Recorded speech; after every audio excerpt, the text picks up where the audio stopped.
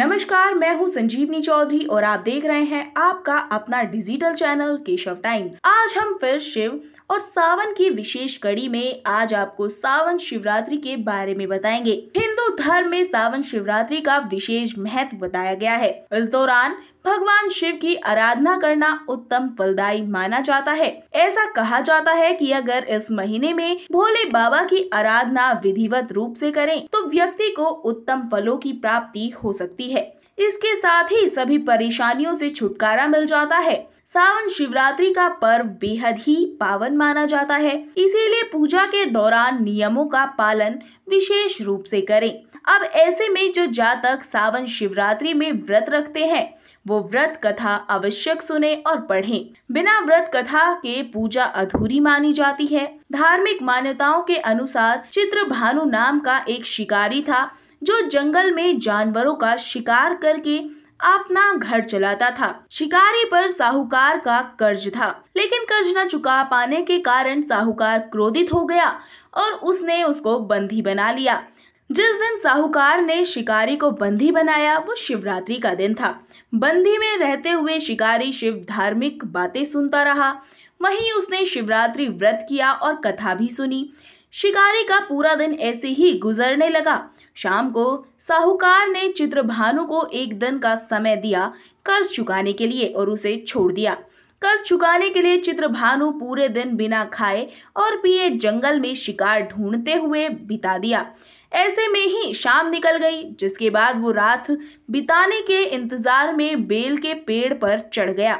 इसी पेड़ के नीचे शिवलिंग बना था। बिना जाने शिकारी बेलपत्र तोड़कर नीचे की तरफ गिरा रहा था, जो कि संयोगवश शिवलिंग पर ही गिर रहे थे।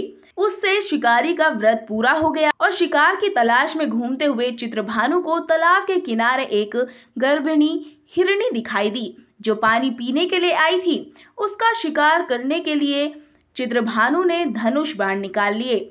उस हिरनी ने चित्रभानु को देख लिया। इस पर उसने शिकारी से कहा कि उसके प्रसव का समय है, तुम दो जीव की हत्या करोगे, ये ठीक नहीं है। तभी हिरनी ने शिकारी से वादा किया कि जब उसका बच्चा इस दुनिया में आ जाएगा तो वो खुद ही उसके सामने आ जाएगी, तब वो उसका शिकार कर सकता है, लेकिन अभी उसे जाने दो। शिकारी ने हिरनी की बात मान ली और उसे जाने दिया। इसके बाद प्रत्यंचा चढ़ाने और ढीली करते समय शिवलिंग पर कुछ और बेलपत्र गिर गए। ऐसे में चित्रभानु से अनजाने में शिव की प्रथम पहर की पूजा भी संपन्न हो गई। वहीं कुछ देर के बाद शिकारी को एक और हिरनी दिखाई दी। उसे देखकर शिकारी बहुत खुश हुआ और शिकार करने के लिए तैयार भी हो गया। हिरनी ने उससे प्रार्थना की कि मैं अपने प्रिय को ढूंढ रही हूँ। मैं एक कामातुर विरहिणी हूँ।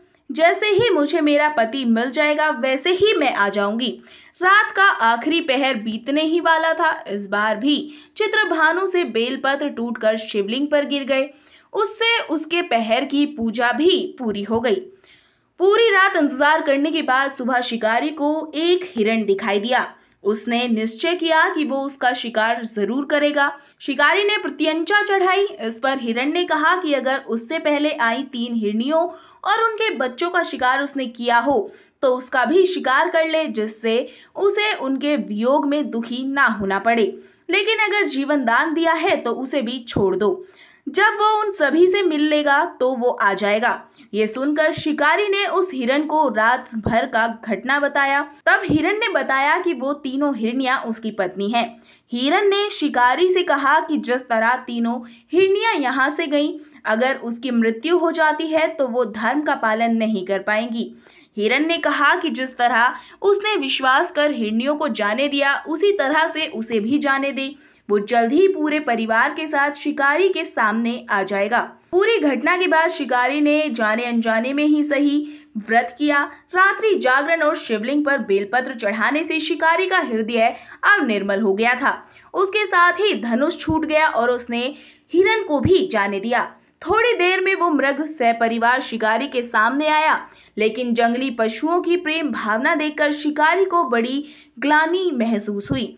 उसने मृग परिवार को जाने दिया और अपने कठोर हृदय को जीव हिंसा से हमेशा के लिए हटा दिया। शिकारी के ऐसा करने पर भगवान शिव प्रसन्न हुए और उसे दर्शन दिए और उसे सुख समृद्धि का वरदान देकर गुह नाम प्रदान किया। चारों पहर भूखा प्यासा रहते हुए और अनजाने में भगवान शिव की पूजा करके गुरु ध्रुव के सभी पाप धुल गए। तभी भगवान शिव ने प्रत्यक्ष रूप से दर्शन देकर उन्हें आशीर्वाद दिया कि त्रेता युग में भगवान विष्णु के अवतार श्री राम उनके घर पधारेंगे और उसे मोक्ष की प्राप्ति मिलेगी। इस प्रकार अनजाने में किए गए शिवरात्रि व्रत से भगवान शंकर ने शिकारी को मोक्ष प्रदान कर दिया। आज की हमारी खास पेशकश में इतना ही। जुड़े रहें आपके अपने चैनल केशव टाइम्स के साथ। कल फिर लौटेंगे एक नई शिव विशेष गाथा के साथ।